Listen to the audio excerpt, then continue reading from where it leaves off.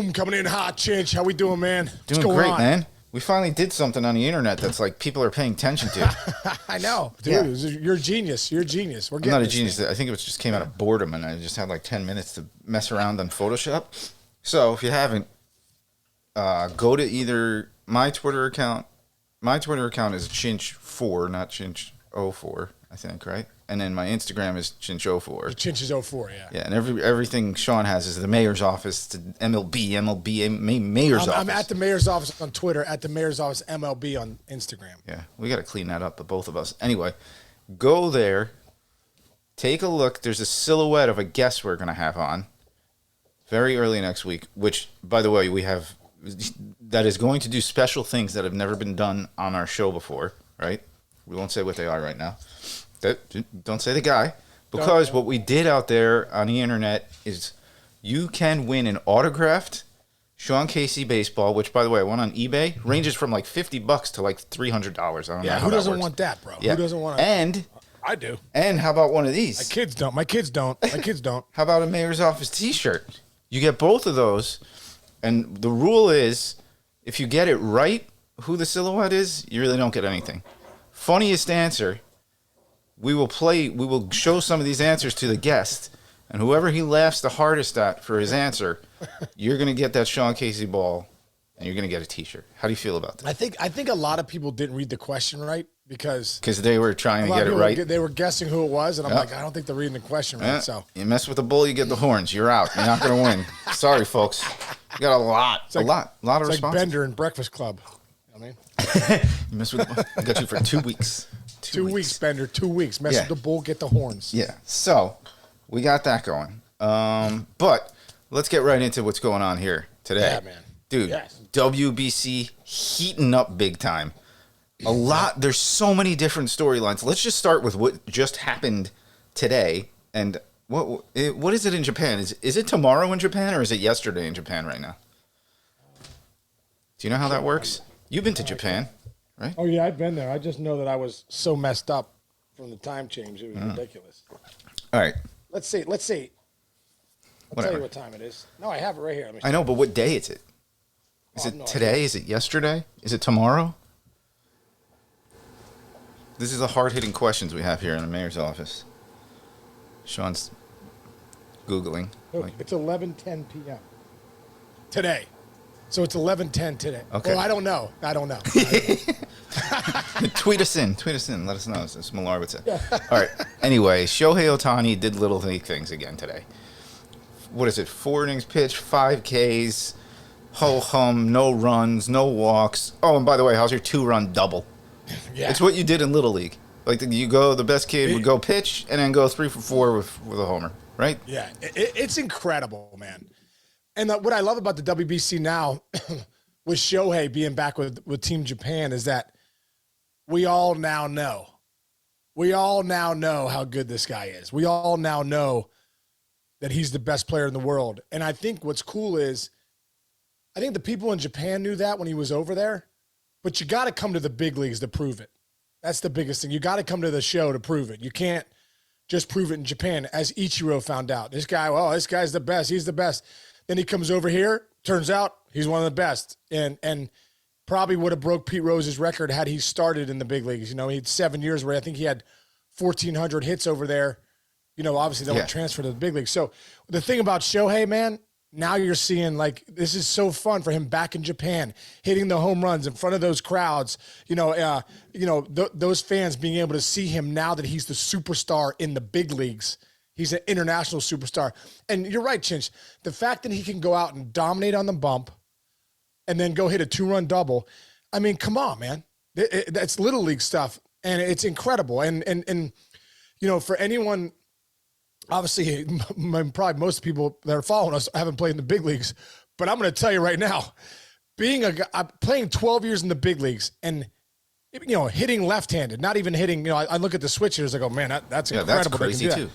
Just hitting one way was such a mind, scrambler. Incredible. Every day, you're thinking about this, and this. For this guy to do what he's doing at the level he's doing at it on the mound and in the box, I think is absolutely incredible.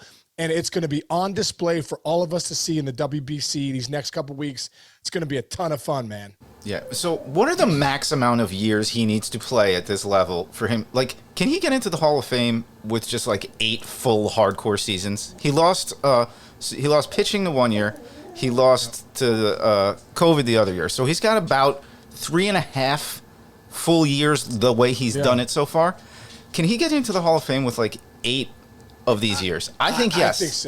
I think so. Because you look at the Hall of Fame, usually guys say, hey, listen, for a 10-year period where you're one of the most dominant players, you know, there's certain players that fall just short of that. And they're like, oh, well, he was only dominant for 8. You know, I don't know. But I think if Ohtani is dominant for 8 years, I think that's the number on both sides of the ball.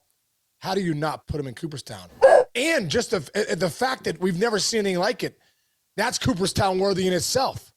Yeah, I mean, that's famous. Just what he's that makes doing. him famous. Hall of Fame. Famous. Hall of Fame. Right. Exactly. Right? He would have to be in the Cooperstown because you're like, oh, remember this guy, you know, that Shohei Ohtani came over from Japan. Like, oh, yeah, we've never seen anything like it before. Yeah, never like it people before. can say Babe Ruth and all that stuff. Babe Ruth wasn't a pitcher. He did pitch and he was good. But Babe Ruth because he could hit. Yeah, I agree. I agree with that. Okay, now from good to the scary here. USA lost a game, Sean. Yeah. Did they not? Well, it was an exhibition game against the Giants. I know. But still, but I mean, you brought it up. You everybody said it popped in your eye when you read it, right? So what's your take on this? Well, you know, I think the big thing that popped into my head is we're so consumed a little bit with the lineup of the U.S. team because it's incredible. I mean, when you go up and down the lineup, you know, of the guys that they have, I mean, it's phenomenal. You know, when you're talking about Trout, let me see what the lineup was last night. What DeRo said because it was pretty incredible when you go up and down it. Here it is. So you got Betts leading off, Mookie Betts. Then you got Mike Trout 2, Schwarber at 3, Goldschmidt at 4, Alonso on the bench coming in, Arenado at 5, Bobby Witt Jr. coming in, Kyle Tucker at 6, Trey Turner at 7, Real Muto at 8, and Jeff McNeil at 9. Yeah, arguably the greatest lineup in history. If you pretty legit, yeah, that's pretty legit. But I think the one thing that when I saw the score last night, 5-1, San Francisco Giants beat Team USA. Now, obviously, dude, they're just getting going. But don't forget, the March 11th, I think, is when it's real deal Holyfield. Right. You know what I mean? You know what I mean? So I don't like the one thing that makes me a little nervous when I go and look at all the staffs is the U.S. staff, how they stack up, because at the end of the day, you win baseball on the mound. You know, you got to have some horses on that mound to win. And, you know, we looked it up before, Chinch. What are they ranking the US's I'm staff? just looking at a generic, this was the Sporting News ranked them. They ranked them 4th. I argue they're not even 4th. Like, I'm going down to this. Chinch, I can't hear you. You're muted, I think. Oh, silly me. Sorry. Trying to keep the dogs from being asses. What I was saying is, I got the Sporting News ranked the pitching staffs, and they have the USA 4, and I don't even put them there. Okay, like, and no offense to these guys, but I'm just comparing them to the other, you know, pitching staffs. But you got Mikolas, Singer, Lance Lynn, Wainwright, Merrill Kelly. Yeah, great. By the way, all great pitchers. But I'll go down to Puerto Rico. Just Puerto Rico. You want a 1-2 punch in an international event? How about Jose Berrios and Marcus Stroman? 1-2. Then Hector Santiago, right? Let's see. Who else we got here? Mexico. Urias, Urquidy, Patrick Sandoval. Taijuan Walker is the 4th starter on Mexico, right? He would probably be in this rotation for the USA. DR, Sandy Alcantara, Christian Javier. Japan has Ohtani and Darvish. Wipe score right there. And, you know, if they're both on their games, I think I would say Japan should win the whole thing. I mean, so yeah, go on with your point. Like, their pitching might not be. Well, I think the starting pitching doesn't look that deep for the U.S. Now, also, in a situation like this where the pitchers aren't totally ready to go, because it still is spring training, but it's WBC, the bullpens will be just will be huge for these guys. So you go up and down the bullpen. The guys that pitched it last night were Gates, Presley's got great stuff, Ottavino, Graveman, Adam, Bednar.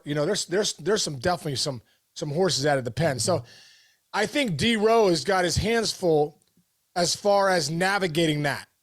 When do you pull the starters? Do the starters have good enough stuff? Because the starters for the U.S., they're not lights out guys that could dominate you. They're guys that are going to have to pitch. So will their stuff be there, right away? And when will DeRo have to go to that pen? What's the leash on the starters? So, and you think about, do the managers really matter? I really think they do in the WBC because, these guys are going to want to get out there and get after it. And DeRo's going to have to look at it like, okay, maybe this guy's arm's not ready yet. Maybe this guy can only give me one inning or give me so many pitches. This starter can only go 3. How am I going to mix and match the guys? So this will be its own animal as far as, DeRo goes, is mixing the staff. Yeah. Got Andy Pettit as pitching coach. Probably arguably one of the smarter pitchers of his generation, right? But pressure on Andy too, right? Yeah. And again, you bring up that other point. You're not rolling anybody out there for 7 innings. So let's just say your starter's he's pitching his butt off, but hey man, he's got you're not going to let him pitch more than 40 pitches because you're going to send him home with a bum arm. That's the tough thing about. That's probably what makes managing the WBC. That's probably one of the biggest stresses, right? You don't want to send anybody home hurt. You want to win. You want to dominate, and they're athletes. They want to stay on the mound. We saw it. We saw guys go 6-7 innings when the USA was really getting close to winning, but that's later in the thing. And we've seen it before too. It's a tournament. This is tournament play, right? So if you're not on your game early, boom, you could be out. You're out. Yeah. Richmond Spiders beat the Syracuse in the NCAA tournament back in the day, the right? Giant Killers, bro. The Giant Killers. 1989, 1990, I think. Yeah, there you go. I wasn't there yet though. I got there. They would poop soup on me. Oh, I know. 4 years of poop soup. Yeah, but so you got to get straight pretty quickly, and you got to get through those first couple of rounds. Otherwise, you don't want to be going home early. The very first WBC, USA got knocked out of it, right? They didn't. I don't even know if they got to I think so. Yeah, I think it wasn't a good showing. Right. All I know is the last one they won it, right? 17. Yeah. Crying Leland. Leland told you it was the greatest moment of his career. Dude, Leland called me the night they won it. How great says I felt so honored. That's Leland so called cool. me the night they won it. He goes, "Did you see it? Did you see it?" I go, "Yeah." He goes, "We did it, didn't we? We did it, didn't we? We ran the gauntlet, didn't we?" And they did. They ran the gauntlet. I want to think they beat DR. They beat Puerto Rico. They beat all the big teams. They beat all the big teams. It was not like it was the big dogs. They ran the gauntlet. So I no doubt this team has something to live up to because, that last WBC was incredible. I think that's what really put the WBC on the map was the U.S. winning it. It was like, yeah, they needed to win. Yeah, like that was incredible to watch them win it. You know what I mean? Like I think everybody was interested. So also, bro, this is what I love about the WBC too is, a lot of minor league players can play and other teams, dude, other countries are just as invested as the DR and Venezuela and Puerto Rico. Australia pulled a huge upset last night against Korea. And they're talking about it's one of the biggest upsets, one of the biggest games for Australia ever. And I play with a lot of guys. My roommate in AA, Mike Moyle, great guy. Moyle, if you're listening, probably not, but you're sleeping right now. I know in Australia. He was a catcher, AA. Played with Dave Nielsen. Remember Dave Nielsen for the Brewers? Oh, sure, yeah. Australian. Liam Hendricks. Mm-hmm. Right? He's Australian. So there is a contingency over there in Australia. They used to have the Australian Winter League where guys would go over and play. Like, there is a contingency of baseball over there. It's not a huge sport, but they do. There's a certain group that love baseball over there. So, for the Aussies to come out and win, this guy last night, Robbie Glendinning, he hit 19 home runs last year at AA. Bro, he hit a 3-run bomb last night, 4-2 against Korea. He had a 3-run bomb to put him up 5-4. If you can watch that highlight, man, their dugout goes nuts. And I believe it was in Tokyo. So a lot of fans were obviously pulling for Korea, so it was almost a home game. But, they came back and won They took the lead 8-4. They only ended up winning 8-7. But that's great, man. That's why the WBC is great. There's a lot of guys from Australia that gives them a chance to showcase their talent. Like, we have some good players in Australia. We already know they have them in Korea. But a place like Australia, like, no, there's some good players there too, man. Yeah, and by the way, there's pride everywhere. Like, if you saw yesterday, I think it was Team Canada played the Cubs. Dempster's there, and he's hanging out with Team Canada. Larry Walker. There's a nice picture of the two of them together. Like, so psyched to represent your country. Who else did I see? I saw another cool shot of. Chris Rietzma? Was Chris Rietzma there, my man? No. Oh, no. You know who it was? I think it was it Uke wearing a Israel, Team Israel stuff. Like, so proud that you put that. That's your country you represent, or even if it's not your country of where you are now. That's where your grandparents told you stories about. This is what we represent. You represent Mike Piazza. With Italy. Like, and oh my God, dude had their whole team come over to Italy to his house, and you know, they got the wine going and the pastas and all that stuff, and they're out there raking for a week, and these guys are like, this is incredible.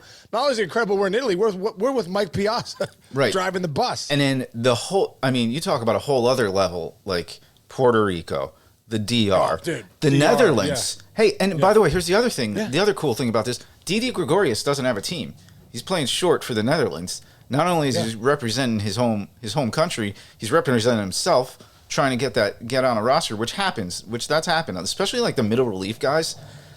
You know, you have a good middle relief stint through the WBC, you might sign on a roster and get picked up. And you get picked up. The other thing, I remember this was a great moment for me, luckily, like when we were covering for MLB Network the WBC the last time around, I was with Pedro, we were doing some interviews and stuff, and he was walking around. Dude, he brought me in, we were standing with Yadi Molina, and they, the two of them were kind of giving me a lesson. I'm like, you don't understand with this sport and with this game and what it means. Like, this is our way to not just like become rich. You know, in our country, it's like, oh, if I become a baseball player, I can become rich.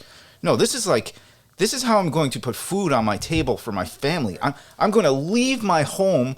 It's, you know, how people, it's, you know, the American dream in a way. Like, this sport means so much to these people. It's their lives. It's everything. It's everything to them. And you talk about, that's why it was so impressive that the USA won, because those guys, the last time around, and Jim Leland, I'm sure it's a credit to, and the guys like Adam Jones and the leaders who are on that team going, no, we have to match the intensity. There were so many good guys on that team. We have to match the energy that these teams bring every single time, whether they're in a professional game or they're like, you know, in the streets playing, what is that, Platia or whatever that stuff is. They love the sport. Stickball. Anyway, that's my thought. Dude, that's a great point, because the passion, you know, what I love about the Latinos, the passion they have for the culture, the passion they have for baseball. They grow up. You know, everyone plays baseball in DR. You know, Venezuela. You know, you talk about Yachty. Yachty's managing the Puerto Rican team. I mean, dude, like, listen. My buddy Dwayne Reeder, who owns the Roberto Clemente Museum down here, dude. Those guys. Those guys come over. You know, Yachty goes there, and Carlos Beltran and Alex Cora. You know, all the so many guys from Puerto Rico.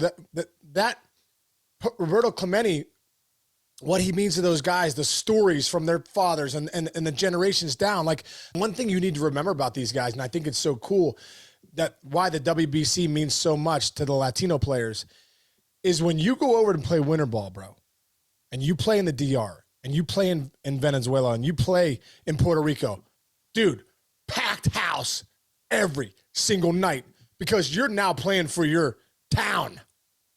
You're playing for your city.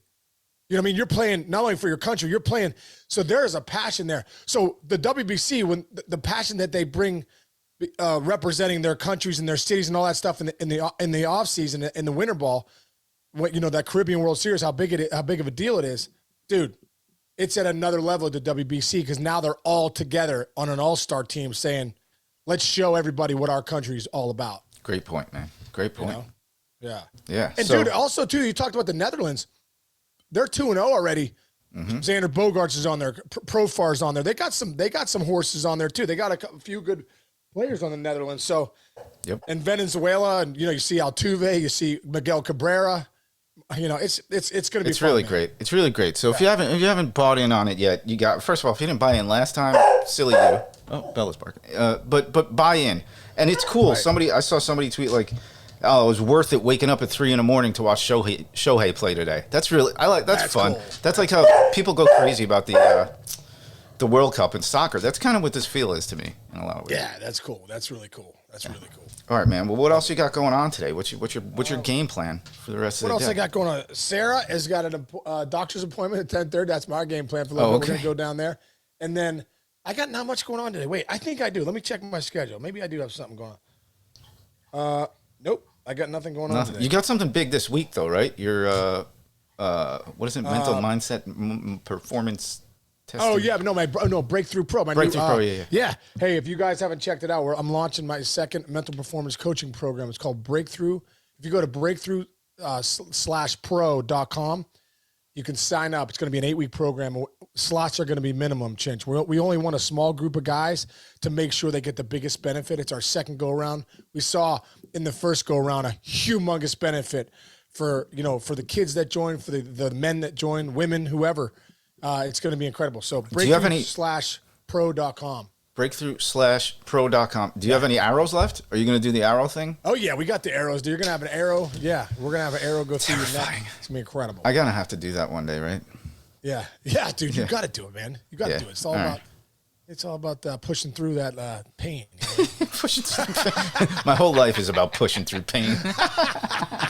It's just in different forms. All right, man. All right. So again, right, wait. Say that one more time. Breakthrough. So breakthrough-pro.com. Okay. Yeah. Go check that out. Breakthrough-pro.com and you sign up. 8-week program. We're launching April 24th. We start. It'll be every Sunday night. You can Zoom in. Yeah. Or if you're here in Pittsburgh, you can do it in person. Yeah. And if you're a fan, half and half last time. right? And you're a fan of Sean Casey in this show, you hear that he has these gems, these little 5-minute windows where he just goes on these rants about stuff like this. Think about if you have 8 weeks to go inside your head and kind of. I mean, I told you the other day. You helped me out a lot with this stuff. Well, I appreciate you. And listen, in those 8 weeks, what we found, we want people to create. You're gonna go and create your game of life. What's your game of life? We're gonna give you the tools to create it in 8 weeks, and you're gonna take the action and go do it, and it's gonna be a game changer. So awesome. Game changer being on with you, brother. Have a great day today.